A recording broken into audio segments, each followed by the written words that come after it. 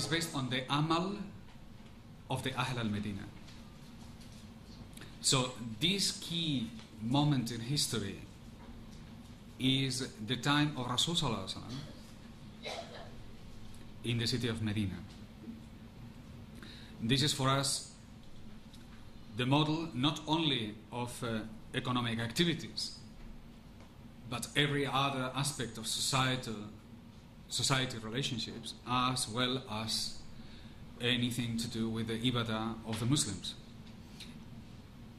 It is the Amal that is the model of mankind. And here it is worth spend a few minutes just to clarify certain concepts that are critical to Islam, that we are very familiar to, and yet sometimes they appear to be, these matters appear to be confusing. This is the matter of Sunnah. I said it this morning, but I'm going to repeat it again. The Sunnah is the entire affair of the living of Rasul sallallahu alaihi wasallam, and is not the Sunnah cannot be defined only by the Hadith. You need the living context in order to understand the Hadith, and that living context is the Amal. So the Sunnah is both the Amal and the Hadith. Without the Amal, the Hadith can be misinterpreted. So therefore, the fact that all the matters regarding Mu'amalat have been systematically ignored over the last 50 years is nothing but an evidence that the Deen has been, at least in its methodological foundations, has been corrupted. To restore the Deen, we have to go back to the Amal. Throughout the history, the return to the Amal is a key characteristic. When the Muslims found themselves in controversy, in difficulties, they went back to the Amal. The Amal is always the reference. And therefore, Mu'amalat stands out as a key, fundamental aspect of the Deen. Rasul sallallahu alaihi wasallam said, Al-Din al-Mu'amalat. The Deen is the practice. The Deen is not a conceptual theory. It's not a theology. As if you sit down and you solve a quiz of questions and answers. That's not the Deen. The Deen is the practice. That's why we say Islam is a way of living. It's an entire, it's a 24 hours phenomenon. It's not what happens when you go to the mosque. It's what happens when you go to the mosque, when you are out of the mosque. When you're awake, when you're asleep. When you're at home, when you're traveling. It's a continuous affair.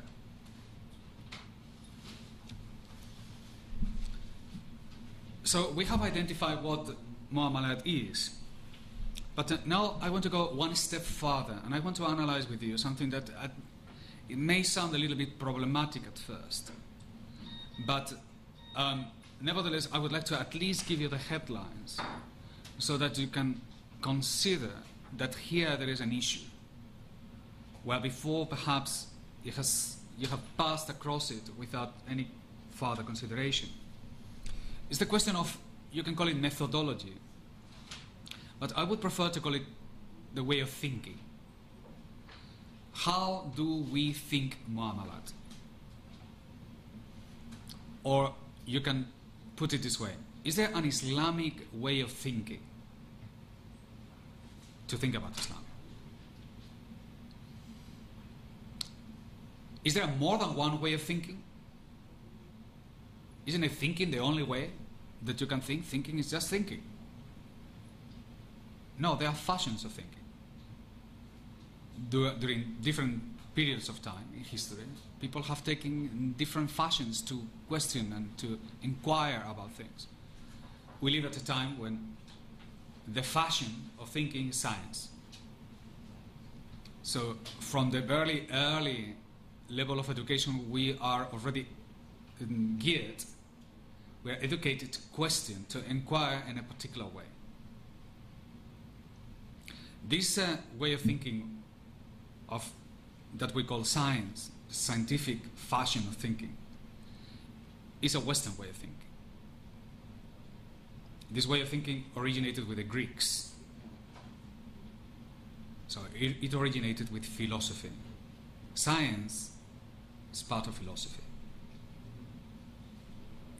This is not the first time Muslims have an encounter with philosophy. We had an encounter with philosophy much earlier. The great controversy of Ibn Rushd. And in those days in Al-Andalus, it was the proof that the matter was seen with great degree of controversy. And what was in dispute was not just different angles of interpretation. People were accused of being Zindiq, Sandaka. So these are heavy matters. But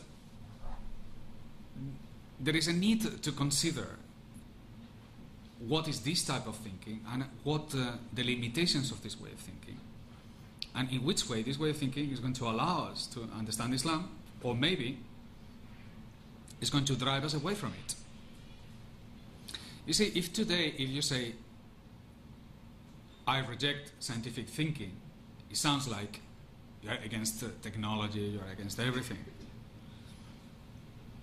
That's not what we are saying. What we are saying is that science is useful. It's a practical way of looking at matters. It's asking what, where, how, why.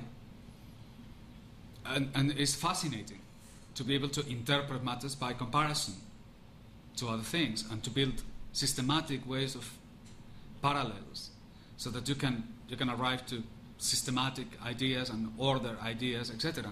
It's fascinating. But it's limiting. The problem is, if you do not understand the limits of this way of thinking, then it becomes dangerous. Then you cross over, and then it becomes dangerous to mankind, dangerous to the environment, dangerous to the survival of society itself. So, again, because I'm only intended just to present the points here of this issue, I would like you to pay attention to one particular character in the history of philosophy, which is important. It's Martin Heidegger. Martin Heidegger. Some of you may have heard about him. Some may not. After Plato, he is the most important of all the philosophers. He is the most important because he is the one who declared the end of philosophy. He said, this is it, finish. You cannot go any further. It's already done. And he said, for 2,500 years, we have been thinking with an error.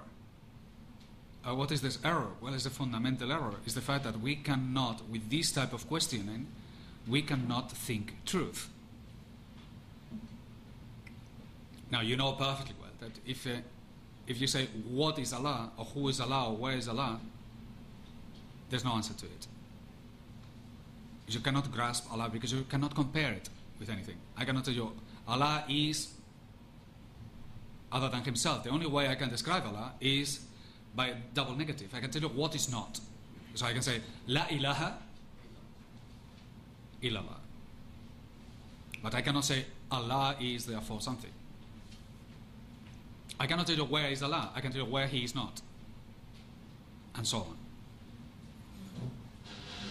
So what is this type of thinking that it cannot think the truth?